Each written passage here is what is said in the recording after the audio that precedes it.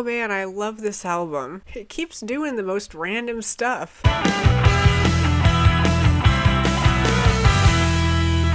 Hello everyone and welcome back to my channel. I am Molly, and in this video I'm going to be listening to the album Calculating Infinity from the band the Dillinger Escape Plan. Now, the Dillinger Escape Plan is a band that a lot of you have been recommending to me for a while now, and I'm really curious to check out their music. I don't exactly know what genre this band is, but I figured I would start off with their first album, Calculating Infinity, which they released in 1999, and yeah, just kind of listen to it and see what I'm going to think of the Dillinger Escape Plan. Alright, so starting off with track 1 on Calculating Infinity, we have Sugar Coated Sour.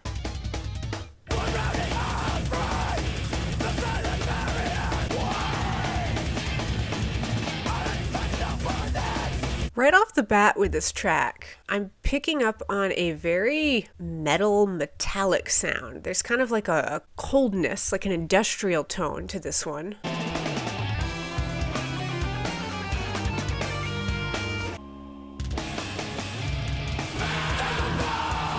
And then the track just slowed down there for a second. The tone kind of changed too. It kind of became a little bit warmer, a little bit jazzier, more laid back sounding.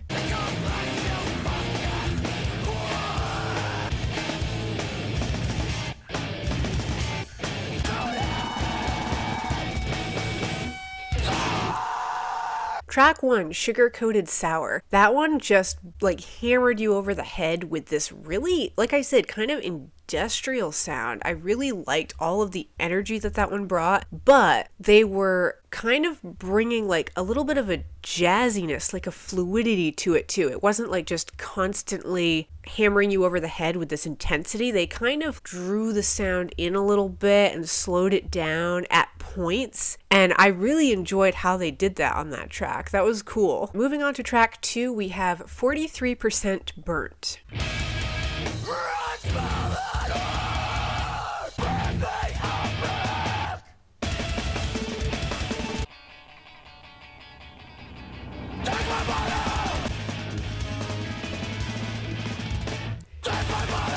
That little guitar tone there was really cool. It just infused like a tiny little glimmer of warmth almost to the sound of this song.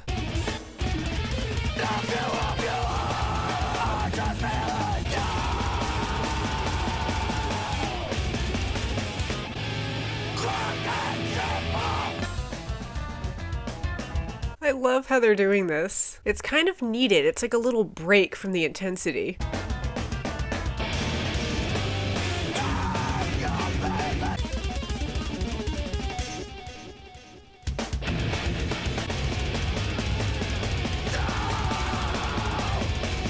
That percussion, it just doesn't stop. I love it. It's just constant. And then I think I just heard like some little electronic sounds in the background too. Yeah, and then that one just fades out. That was track 2, 43% Burnt. Really a weirdly fun track. I just loved the dynamics going on with that one. How they would infuse those little kind of slowed down jazzy bits yet again, kind of like what they did on the first track too, which is just kind of lending a really unique sound to this album, which I enjoy. It's kind of playing around a lot with like the musical pattern of the track. It's not constant and it's not repetitive. They're changing it up a lot, which I really enjoy. But moving on now to track 3, we have Gym Fear. This one's not holding back, at least at the start here.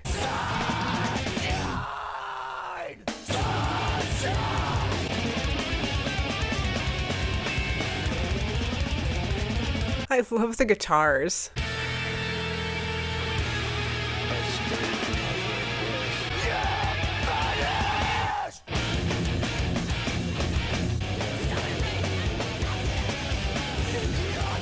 I think there were some vocals like really kind of distant sounding in the background there.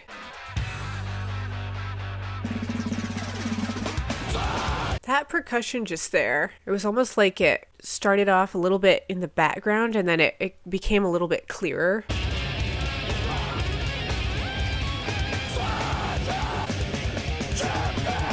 Well, that was track 3, Jim Fear. They're definitely not holding back at all with their sound on that one. They just kind of threw everything on that track, and the guitars are really what are standing out to me on this album so far. They're just infusing kind of a slightly warmer tone, like that jazzier element to it that I'm really enjoying. All right, up next is track 4, which is asterisk pound ... I don't know if there's a different way to say the name of this one, but that's how I'm gonna say it. All right, very dark, ominous, ambient start to this one.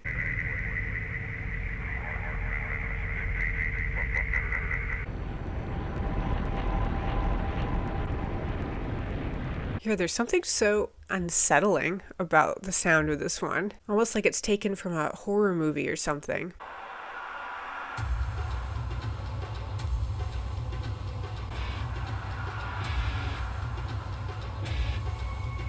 All right, and then the instrumentals are kind of starting to be introduced here. There's some interesting percussion on this one too that almost sounds a little bit more natural than the percussion on the first 3 tracks.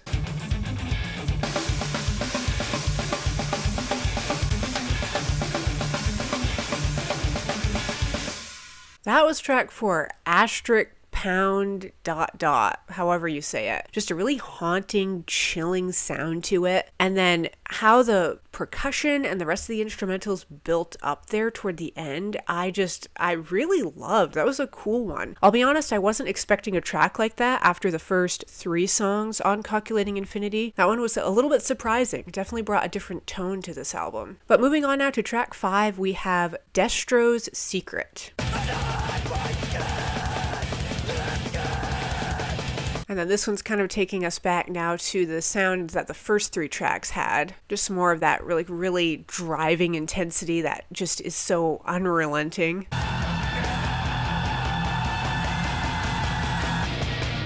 Some screaming in the background.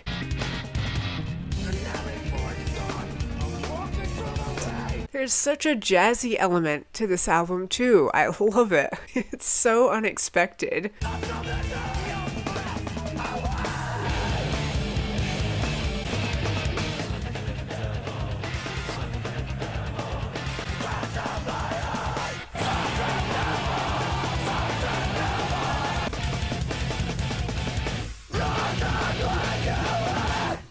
Alright, and then just a very abrupt ending to that one. That was track 5, Destro's Secret. All out intensity at the start, and then again, they just infused that really surprising jazzy part that just is such a juxtaposition between that driving, harsh, kind of industrial metalcore sound, and then there's like this warm, kind of languid, borderline like tropical jazzy sound that the guitars are throwing on from time to time. Up next we have track 6 called The Running Board.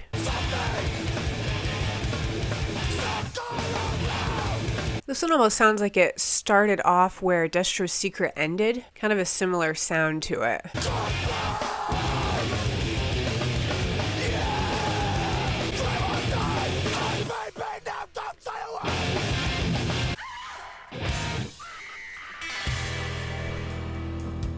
Oh man, I love this album. It keeps doing the most random stuff.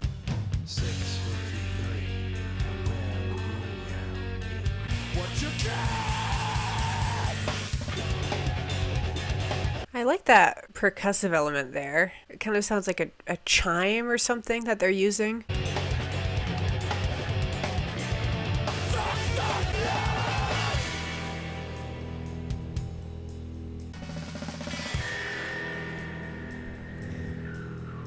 Some really weird, distorted, electronic sounding screams almost.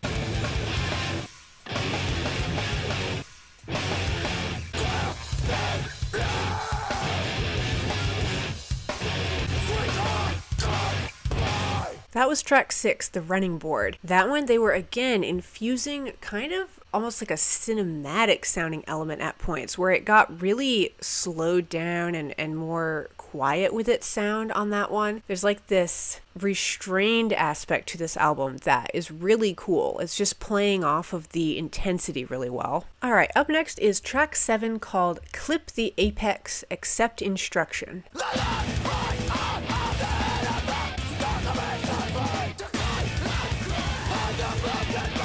It's like bursts of energy that they're just quickly releasing at you.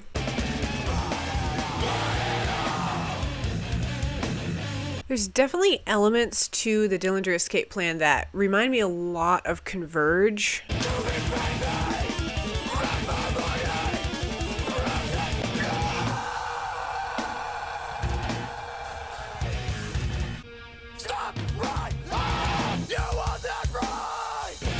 There's so many layers going on to their music here, and they're coming at you so maniacally and aggressively that it's really difficult to pick up on all of them with my first listen. It's very impressive though.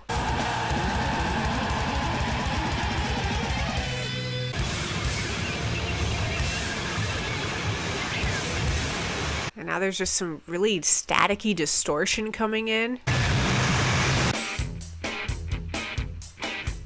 I loved how that song went into the next track. That was a really fun transition. But that was track 7, Clip the Apex, Accept Instruction. That song had a really great intensity to it. The instrumentals sounded so well developed and complex. Like I was trying to pick up on all of the different instrumental elements going on, and it was really hard to. They just worked really well together. Perhaps a little bit more intensity to that track. There was a little bit less of that relaxed, laid back kind of jazzy sound on that one, but it sure seems like we might be getting that in the next song. So I'm just going to move on to track 8, the title track, Calculating Infinity.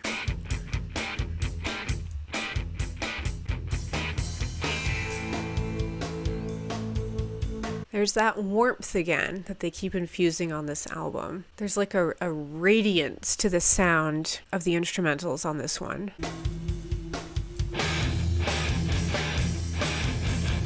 All right, here we go. Now it's getting a little bit sludgier, heavier.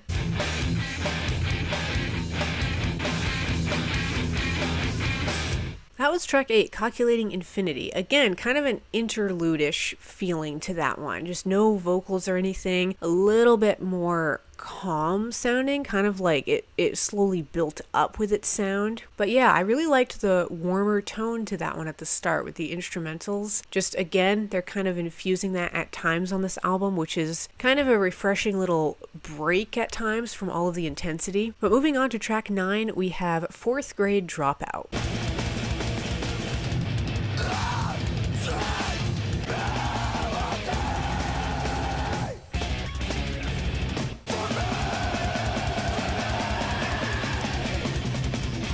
Don't fall for me. Yeah, I'm definitely gonna have to go back and revisit the lyrics on this one because I'm not picking up on a whole lot the first listen through.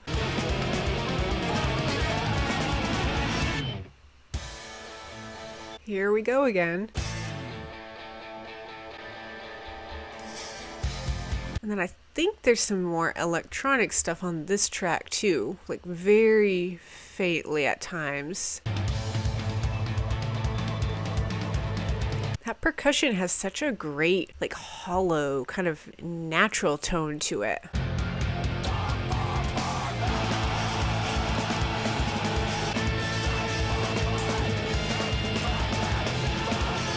Man, this track is just infusing everything so perfectly.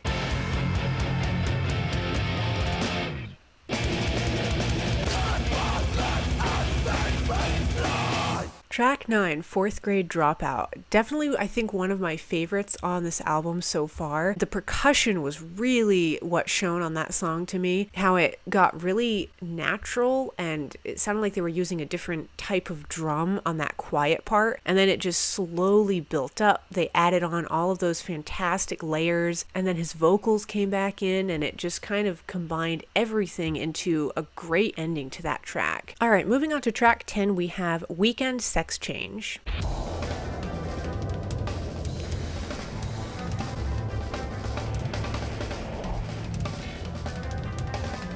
Again, a very like atmospheric one, kind of an ambient nature to this.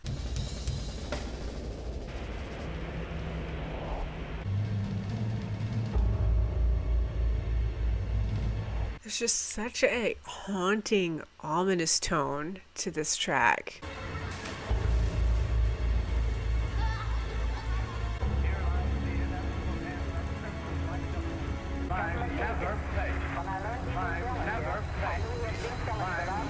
Is he saying I'm never fake? I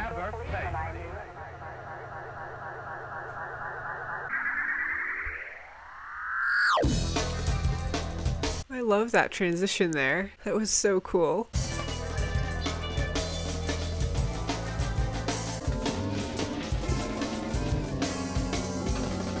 Track 10, Weekend Sex Change. That was a fascinating one to listen to. I was picking up on, again, some very slight electronic elements and just a fantastic flow to that song toward the end with the instrumentals. Kind of a really smooth, borderline jazzy aspect to it. And then the main chunk of that song, the atmospheric part, again, kind of interludish. They're doing that throughout this album a little bit. But yeah, I'm just going to move on now to track 11, the last song on this album, which is Variations on a Cocktail Dress.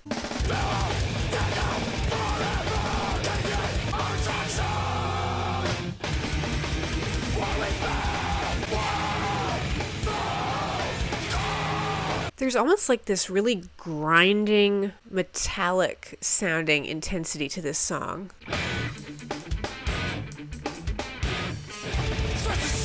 It's so hard to get comfortable with music like this because it just keeps changing it up. Like as soon as you think you found like a groove or like a pocket to the rhythm, they change it.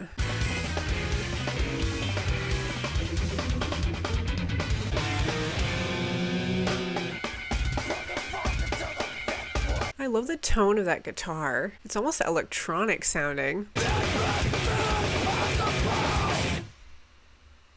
That song just ended. I am very confused. Maybe there's a hidden track or something. Now we're at the 5-minute 25-second mark, and there's some weird electronic noises coming in here.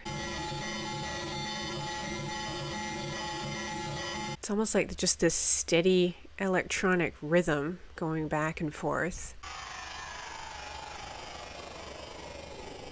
And now it's like it's decelerating.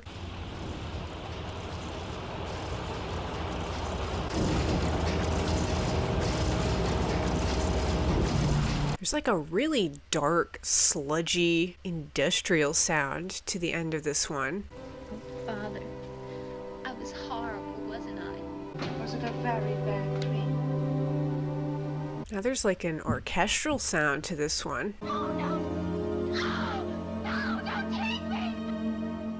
That was track 11, Variations on a Cocktail Dress. The first like 2-ish minutes of that song were just kind of very intense. They brought that great driving energy to it. And then it was almost like a hidden track. There was a couple minutes of silence. And then around, I think like the 5.5-minute mark, we just ended with kind of a more ambient, cinematic, dark sound to that song. And it almost even sounded like maybe a clip from a movie soundtrack or something with that woman talking at the end. I don't know if it was, but it kind of had that quality to its tone. All right, so that is going to conclude my reaction to Calculating Infinity, the first studio album from the Dillinger Escape Plan. This album really surprised me. I went in completely blind here. I didn't even know like what genre or anything this album was going to be, and I was just really taken aback by how intense and yet jazzy this album was. They infused a lot on here, almost an experimental album, but it worked really cohesively. I would say right now, with just one listen through, the tracks that kind of stand out to me are 43% Burnt. I really enjoyed that one. And Fourth Grade Dropout was another huge standout. That one was amazing. And also weirdly, the ambient kind of interlude-ish tracks on this album were standouts for me as well. Track 4, Asterisk Pound ... or whatever, I really enjoyed. And also track 10, Weekend Sex Change, just those two, even though they were very different tonally, I really enjoyed them. I think they were almost necessary on this album. But yeah, I'm so glad I finally dived into the Dillinger Escape Plan's music. I really enjoyed this album and I look forward to discovering more from them. But yeah, as usual, thank you all so much for watching. Stay tuned and I will see you in the next video.